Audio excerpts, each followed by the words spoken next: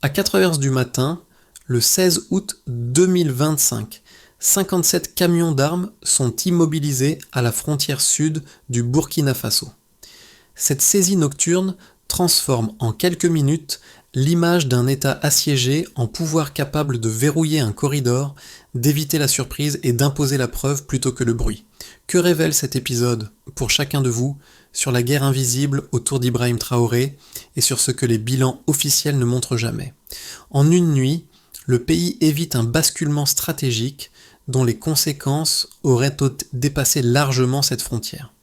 Ce récit ne se limite pas à une interception spectaculaire ni à l'alignement impressionnant de camions immobilisés. Il propose une lecture utile. Comprendre pourquoi l'événement du 16 août modifie durablement la manière de penser la sécurité, la souveraineté et le tempo politique au Burkina Faso. Pour le public, l'enjeu est clair. Distinguer un incident isolé d'un signal systémique et éviter que l'émotion immédiate brouille l'analyse de fond. En suivant les faits, les décisions et leurs effets concrets, chacun gagne une boussole pour mesurer ce qui relève d'une menace réelle et ce qui appartient au brouillard informationnel. Cette promesse est double. D'une part, expliquer comment une opération nocturne peut devenir un diagnostic stratégique capable d'orienter des choix institutionnels durables. D'autre part, éclairer ce que cette séquence révèle des rapports de force invisibles dans le Sahel, où logistique, finance et politique s'entremêlent sous pression constante. Au centre de cette équation, Ibrahim Traoré apparaît moins comme un symbole que comme un point de convergence des attentes, des preuves et des décisions. Un chiffre impose d'emblée une rupture nette. 57 camions alignés, immobilisé, capable d'équiper une armée entière. À cette échelle, l'événement cesse immédiatement d'être un fait divers frontalier et devient un signal stratégique mesurable, qui force à changer de grille de lecture. Avant le 16 août, le Burkina Faso évoluait dans un régime de menaces diffuses. Les alertes existaient, les soupçons circulaient, mais les indices restaient fragmentés, difficiles à hiérarchiser et à relier entre eux. Les services surveillaient des flux discontinus, des rumeurs de corridors logistiques, des signaux financiers épars. Rien ne permettait d'affirmer qu'un seuil critique avait été franchi. L'interception nocturne agit alors comme un révélateur brutal, transformant des hypothèses dispersées en un fait massif, visible et impossible à minimiser. Ce déplacement est essentiel pour le public. La question centrale n'est plus de savoir comment un convoi a été stoppé, mais ce que ce volume révèle sur l'architecture invisible qui l'a rendu possible. Un camion isolé relève du trafic opportuniste. 57 camions indiquent une planification, une répétition et une capacité de projection pensée pour provoquer un basculement rapide. La logistique n'est plus un moyen secondaire. Elle devient le cœur de la menace. Les premières analyses confirment cette intuition. L'itinéraire suivi n'est ni improvisé, ni marginal. Il a été testé, ajusté, calculé pour éviter les contrôles ordinaires. Autrement dit, ce corridor fonctionnait déjà. Cette simple constatation déplace encore la focale. Si ce passage était opérationnel, combien d'autres convois ont pu circuler auparavant, à plus petite échelle et sans attirer l'attention? C'est à ce stade qu'Ibrahim Traoré intervient comme point de décision méthodique.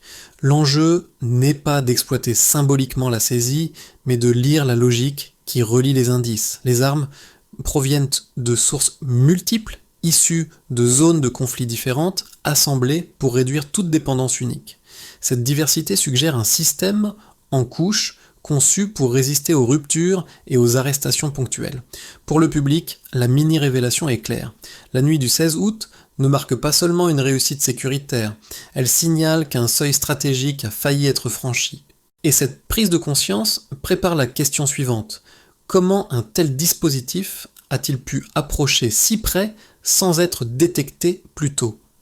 Au 3e jour de l'enquête, le récit se resserre autour d'un homme et d'un instant précis. Le capitaine Moussa Kaboré, en poste cette nuit-là, n'est ni un stratège médiatique, ni une figure politique. Son témoignage décrit une scène presque banale, une route inhabituellement silencieuse, une progression trop lente pour être innocente, et cette hésitation brève qui précède toute décision irréversible.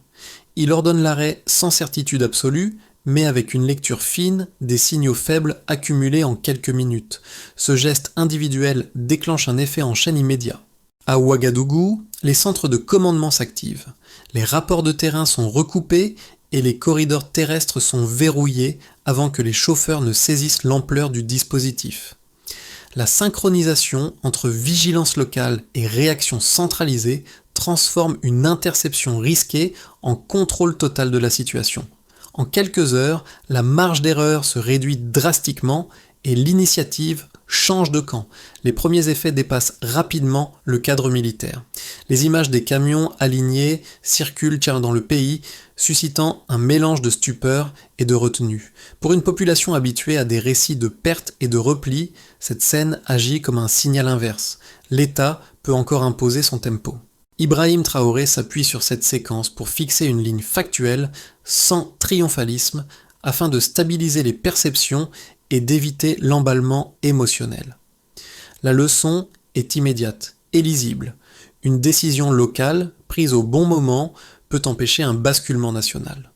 Cette évidence redéfinit la valeur de chaque maillon sécuritaire et prépare la compréhension de la dynamique plus large qui s'enclenche désormais. Avant l'aube du 16 août, le Burkina Faso évoluait encore dans un équilibre précaire, fait d'alertes régulières mais sans point de rupture clairement identifié. Les services disposaient d'informations partielles, de soupçons récurrents et de signaux financiers difficiles à relier entre eux. Rien n'indiquait qu'un basculement était imminent. Puis, en quelques heures, l'interception des 57 camions agit comme un déclencheur brutal. Ce qui relevait de l'hypothèse devient un fait massif, visible, impossible à relativiser. La montée en tension est immédiate. À peine la saisie confirmée, les centres névralgiques du pouvoir s'illuminent. Les officiers affluent, les analystes croisent les bases de données existantes et les cellules spécialisées examinent les flux logistiques associés au convoi. Un message circule rapidement, court et sans détour. Le convoi n'était pas seul. Cette phrase suffit à changer la nature de la situation. L'événement cesse d'être une réussite ponctuelle pour devenir le symptôme d'un système plus large, potentiellement encore actif. Les décisions s'enchaînent alors sans pause. Des perquisitions simultanées sont déclenchées dans plusieurs zones sensibles, ciblant entrepôts, garages et relais logistiques identifiés en urgence. Chaque opération confirme que le convoi du 16 août n'était qu'une façade opérationnelle, destinée à masquer une architecture plus profonde. Des stocks conditionnés sont découverts, prêts à être déplacés rapidement. À mesure que les pièces s'assemblent, la crise change d'échelle et quitte le registre strictement sécuritaire. Le basculement narratif survient lorsque les premiers interrogatoires fissurent le dispositif. Sous pression, un acteur central évoque l'existence de réunions préparatoires, de relais régionaux et d'un calendrier politique déjà esquissé. Cette révélation agit comme un point de non-retour. Ce qui apparaissait comme une tentative de déstabilisation armée se révèle être un projet de prise de contrôle politique, structuré et anticipé. À cet instant précis, la crise entre pleinement dans le champ de la souveraineté institutionnelle. Face à cette accélération, Ibrahim Traoré impose une ligne de conduite stricte.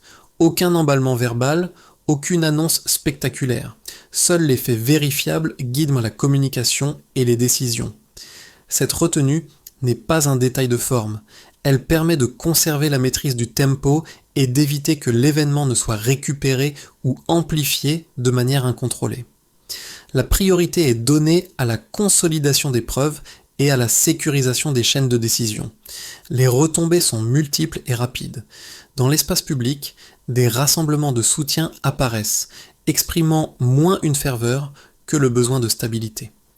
Au niveau régional, les États voisins réagissent avec prudence, conscients que le schéma mis au jour pourrait se reproduire ailleurs. Sur le plan international, les réactions oscillent entre demandes d'explications et réserves diplomatiques. Le Burkina Faso, lui, entre dans une phase de lucidité stratégique.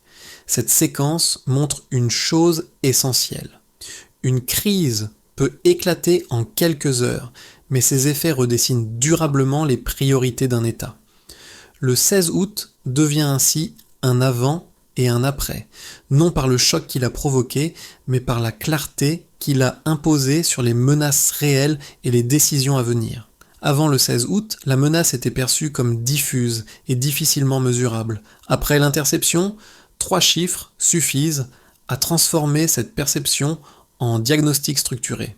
Le passage d'indices fragmentés à des seuils chiffrés modifie radicalement la lecture stratégique et la hiérarchisation des priorités. D'abord, un premier chiffre établit la base matérielle. 57 camions d'armes immobilisés simultanément. Pris isolément, un camion relève d'un incident logistique courant dans une zone sous tension. À cette échelle, le volume devient une capacité offensive planifiée, pensée pour franchir un seuil où la logistique cesse d'être discrète et devient un levier de basculement. Ce changement d'ordre de grandeur impose une lecture différente. Il ne s'agit plus d'alimenter ponctuellement des groupes armés, mais de créer une masse capable de saturer les capacités de réponse nationale. Autrement dit, la quantité transforme la nature même de la menace. Puis, un deuxième chiffre mesure l'impact humain potentiel. 40 000 combattants auraient pu être équipés si le convoi avait franchi la frontière. Cette estimation ne renvoie pas seulement à un nombre abstrait, elle permet de comparer la menace à des réalités connues et de comprendre l'intention sous-jacente. Avant, la violence était étalée dans le temps, fragmentée, absorbée par des réponses locales successives.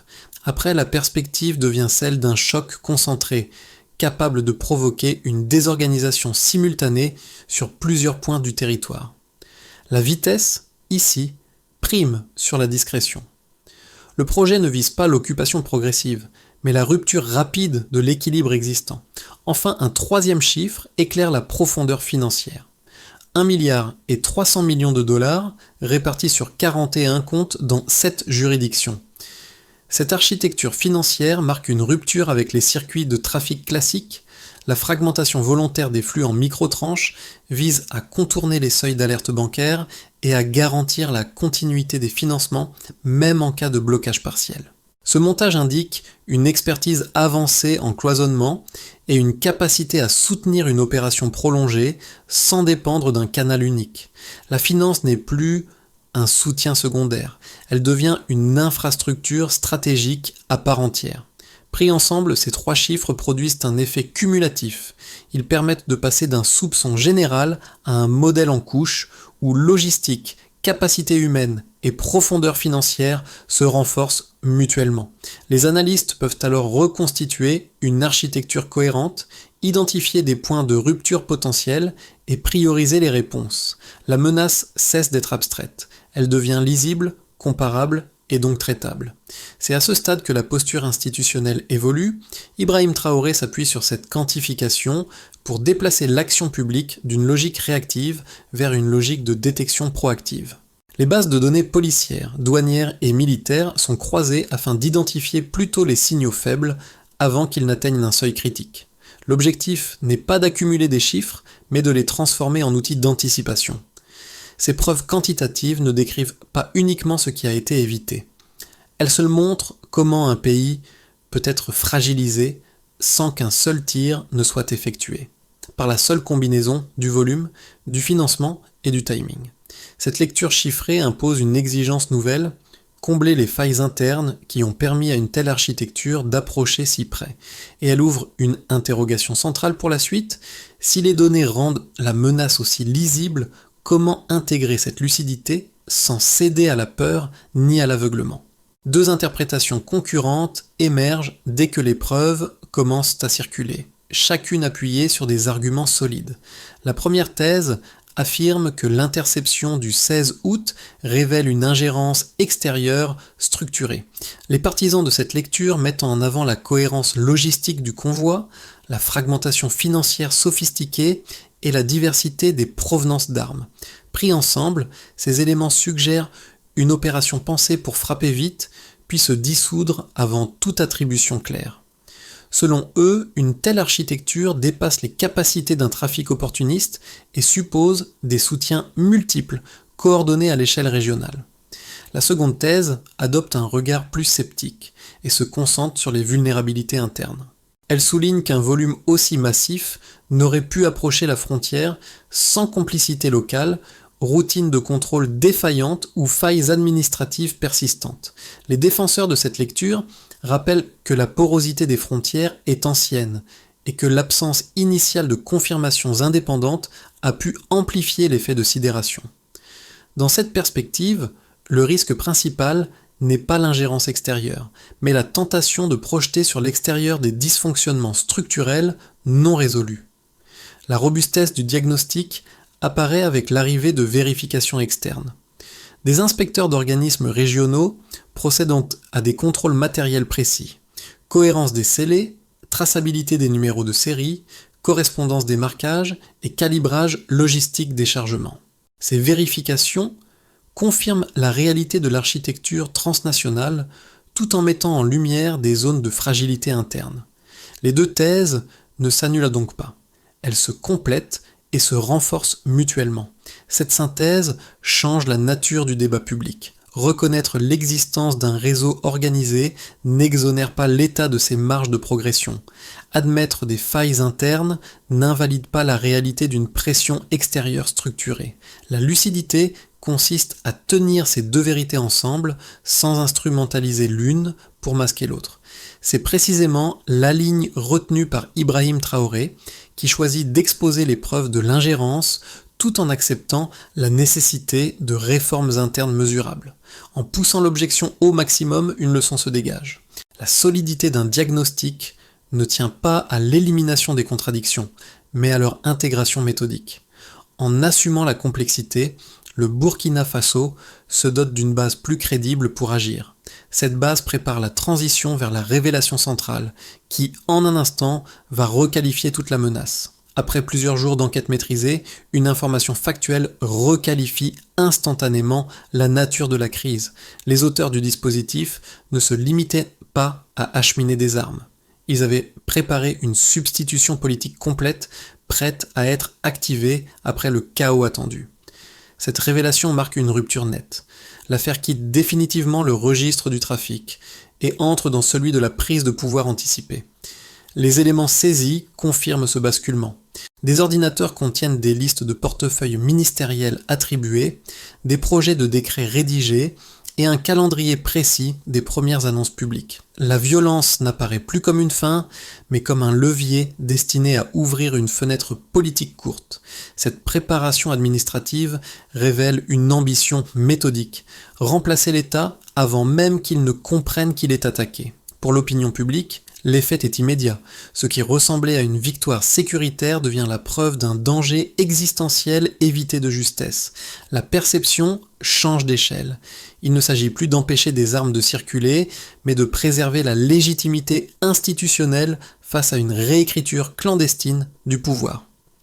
Ibrahim Traoré expose cette réalité sans dramatisation, en s'appuyant sur la matérialité des preuves plutôt que sur le registre émotionnel. Ce point médian agit comme un révélateur stratégique. Il explique pourquoi la réponse ne peut être uniquement militaire et pourquoi chaque décision à venir pèsera au-delà des frontières nationales. À partir de là, une question s'impose logiquement. Si le projet visait un basculement politique total, quelles conséquences concrètes cette révélation produit-elle, dès maintenant, pour le pays et pour la région? La révélation du projet politique préparé en amont produit des effets immédiats et mesurables, qui se déploient sur 4 cercles distincts, mais étroitement liés. Le premier concerne l'État lui-même. Les institutions passent d'une gestion de crise à une logique de consolidation. Les priorités sont réordonnées, sécurisation renforcée des corridors, centralisation des données opérationnelles, clarification des chaînes de décision. La crédibilité de l'appareil étatique repose désormais sur une capacité simple à démontrer, transformer des preuves en règles durables. Dans ce cadre, Ibrahim Traoré devient un point d'ancrage institutionnel, non par le discours, mais par la continuité méthodique des décisions et la lisibilité de la méthode adoptée. Le deuxième cercle touche l'économie. Dans les heures suivant les révélations, plusieurs investisseurs suspendent temporairement leurs engagements, anticipant une instabilité prolongée. Ce réflexe de prudence est attendu, mais un mouvement inverse apparaît rapidement à l'intérieur du pays. Les banques nationales observent une augmentation notable des dépôts, signe d'un repli de confiance interne, plutôt que d'une fuite généralisée. Les entreprises locales, tout en restant vigilantes, reprennent progressivement leurs projections. L'effet est paradoxal. La menace extérieure, une fois rendue visible et documentée, réduit l'incertitude et redonne de la lisibilité aux acteurs économiques, qui peuvent à nouveau raisonner sur des scénarios clairs plutôt que sur des rumeurs. Le troisième cercle concerne les citoyens. Dans les quartiers urbains comme dans les zones rurales, l'affaire du 16 août devient un récit partagé. Les images des camions interceptés, puis les éléments révélant la tentative de substitution politique, suscitent à moins une ferveur qu'une vigilance active. Les radios locales ouvrent leurs antennes, les écoles organisent des discussions, les associations appellent à la responsabilité collective. Une formule revient souvent: la conscience de n'avoir évité le pire que de justesse. Cette prise de conscience agit comme un stabilisateur psychologique. Elle transforme une peur diffuse en attention structurée et encourage une participation plus lucide au débat public. Le quatrième cercle s'étend à la région. Les documents saisis montrent que le Burkina Faso n'était probablement qu'une première cible, avec des correspondances évoquant d'autres pays du Sahel dans des phases ultérieures. Cette perspective accélère la coopération régionale. Des échanges de renseignements sont intensifiés, des patrouilles coordonnées mises en place et des réunions stratégiques communes organisées. Le Sahel cesse d'apparaître comme une juxtaposition d'États isolés pour se penser comme un espace de risque partagé où la vulnérabilité de l'un devient rapidement celle des autres. Ces quatre cercles convergent vers une même conclusion. La crise n'a pas seulement été évitée, elle a reconfiguré les priorités. Sécurité, économie, cohésion sociale et géopolitique se réalignent autour d'un principe commun: rendre visible ce qui opérait dans l'ombre. En exposant les preuves et leurs implications, Ibrahim Traoré contribue à fixer ce nouveau cadre de lecture, où la lucidité prime sur le déni. La question qui se pose désormais n'est plus celle du choc passé, mais celle du futur proche. Comment transformer cette clarté nouvelle en stabilité durable sur les mois à venir? À partir des mêmes données établies, après le 16 août, 3 trajectoires plausibles se dessinent pour les mois à venir. Elles ne prétendent pas prédire l'avenir, elles servent à structurer les choix possibles et à en mesurer les effets probables. Le scénario de base repose sur une stabilisation vigilante. Le Burkina Faso consolide ses dispositifs sécuritaires, renforce la coordination régionale sans rupture diplomatique majeure et maintient une économie sous surveillance étroite. Les investissements reprennent lentement, portés par des secteurs résilients, tandis que la menace demeure contenue dans un régime d'alerte maîtrisé mais constant. Le scénario optimiste suppose une accélération de la coopération sahélienne. Les échanges de renseignements deviennent plus fluides, les forces conjointes gagnent en efficacité opérationnelle et la dissuasion régionale se renforce progressivement. Cette dynamique améliore la position du pays dans les négociations internationales et redonne de l'élan à certains secteurs économiques stratégiques. Les réformes institutionnelles engagées après la crise produisent alors des effets visibles, en particulier dans la traçabilité des flux et la rapidité de détection. Dans ce cadre, Ibrahim Traoré capitalise sur la cohérence méthodologique pour ancrer la stabilité dans la durée sans dépendre d'un événement spectaculaire.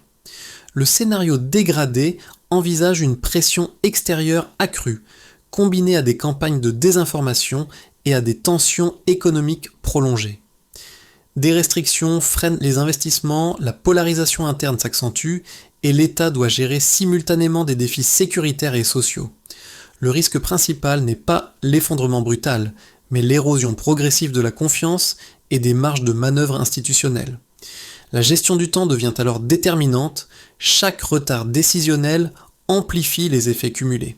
Ces scénarios partagent un point commun essentiel. Aucun ne dépend d'un choc unique, mais d'une succession de décisions cohérentes ou contradictoires. La recommandation centrale est donc avant tout cognitive. Éviter les lectures binaires, privilégier l'ajustement continu et traiter chaque signal faible comme une information stratégique. La trajectoire future ne sera pas dictée par la nuit du 16 août, mais par la manière dont ces enseignements seront intégrés jour après jour dans les routines de l'action publique. Au-delà des institutions et des scénarios macro, la séquence du 16 août touchent directement des groupes bien identifiés, chacun avec ses attentes propres et ses inquiétudes spécifiques. Pour les citoyens dans leur quotidien, la question est immédiate et concrète. Sommes-nous réellement plus en sécurité aujourd'hui qu'hier ? La saisie des 57 camions a d'abord provoqué un choc, puis un soulagement mesuré. Mais ce soulagement s'accompagne d'une exigence claire, que la vigilance exceptionnelle devienne une routine durable et non un moment isolé destiné à rassurer temporairement. Les acteurs économiques abordent cette période avec un mélange de prudence et d'anticipation. Les petites entreprises cherchent avant tout à savoir si les chaînes d'approvisionnement resteront stables et si l'activité pourra se poursuivre sans ruptures imprévues. Les structures plus importantes, nationales ou partenaires, observent la lisibilité du cadre sécuritaire et réglementaire avant de relancer des investissements suspendus. Pour elles, l'enjeu n'est pas l'absence totale de risque, mais la capacité du pays à offrir un horizon compréhensible, où les règles restent prévisibles, même sous tension.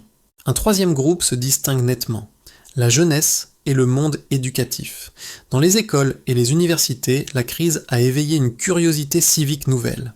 Les étudiants débattent de souveraineté, de responsabilité collective et découvrent comment une décision prise à une frontière peut influencer durablement leur avenir. Ils réclament un récit équilibré, ni dramatisé, ni édulcoré, qui explique, sans simplifier à l'excès. Ces regards convergent vers une attente commune. Être associé à la compréhension de ce qui s'est joué et de ce qui se construit. La cohésion ne naît pas spontanément. Elle se forge lorsque l'État parle clairement du danger et lorsque la société accepte d'y répondre avec maturité et constance. Face à l'onde de choc provoquée par la séquence du 16 août, la réponse institutionnelle ne se limite pas au récit des faits ni à la désignation des menaces. Une feuille de route opérationnelle est formalisée afin d'empêcher la répétition d'un scénario comparable. Elle repose sur des actions identifiables, un calendrier lisible et des critères d'évaluation concrets. Sous l'impulsion d'Ibrahim Traoré, l'objectif affiché est de transformer une crise évitée de justesse en architecture de résilience durable. D'abord, l'effort porte sur le contrôle des corridors. Des dispositifs mixtes associant armée, douane et services de renseignement sont déployés sur les points sensibles. Le critère de suivi est volontairement simple. Réduire de manière significative les flux non déclarés et raccourcir les délais de détection avant franchissement. Ensuite, l'attention se déplace vers la fusion des données. Les bases de la police, de l'armée, des douanes et des cellules cyber sont interconnectées afin d'identifier plutôt les signaux faibles, là où ils apparaissaient auparavant isolés et donc invisibles. Un troisième chantier vise la traçabilité matérielle. Une partie des armes saisies est destinée à être détruite sous contrôle public, tandis que d'autres servent à renforcer la formation balistique et la reconnaissance des circuits illicites. Par ailleurs, un autre volet relève de la diplomatie sécuritaire. Les mécanismes de partage d'informations avec les partenaires régionaux sont renforcés, accompagnés d'exercices conjoints destinés à synchroniser les réponses plutôt qu'à les juxtaposer. Enfin, un dernier volet concerne directement la participation citoyenne. Des dispositifs de signalement précoce et des campagnes d'intégrité sont mis en place pour encourager la remontée d'informations locales, sans dramatisation ni suspicion généralisée. Le succès ne se mesure pas au volume des alertes, mais à leur qualité et à leur exploitabilité.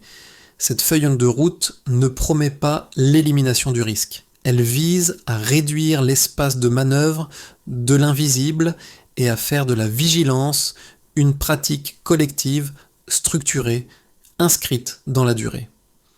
Une image demeure malgré la densité des chiffres, des scénarios et des plans d'action. Celle d'un officier seul, sur une route silencieuse, face à un convoi dont il ignore encore la portée réelle. Ce moment suspendu, fait d'hésitation et de lucidité, devient le fil conducteur de toute la séquence. Il rappelle que les basculements historiques commencent souvent par une décision modeste, prise loin des caméras, sans certitude totale, mais avec un sens aigu du risque. Ce geste initial n'aurait pourtant pas suffi sans une capacité à lui donner sens, continuité et méthode. En refusant l'escalade verbale, en privilégiant la preuve sur l'émotion et en inscrivant chaque choix dans une logique lisible, Ibrahim Traoré transforme un acte de vigilance individuelle en trajectoire institutionnelle. La souveraineté n'apparaît plus comme un slogan, mais comme un enchaînement de décisions cohérentes, mesurables et assumées dans le temps. Le rappel est essentiel. La crise du 16 août n'est pas seulement l'histoire d'un complot déjoué ou d'une nuit décisive. C'est celle d'un pays qui apprend à agir avant le point de rupture, à lire les signaux faibles et à accepter la complexité sans céder à la paralysie. Le courage individuel ouvre la voie, la rigueur collective la prolonge, une phrase s'impose alors comme une balise durable. La vigilance construit la souveraineté. Elle ne clôt pas le récit. Elle en fixe l'exigence pour l'avenir, bien au-delà de l'événement initial. Ce qui s'est joué le 16 août dépasse largement le succès d'une opération sécuritaire.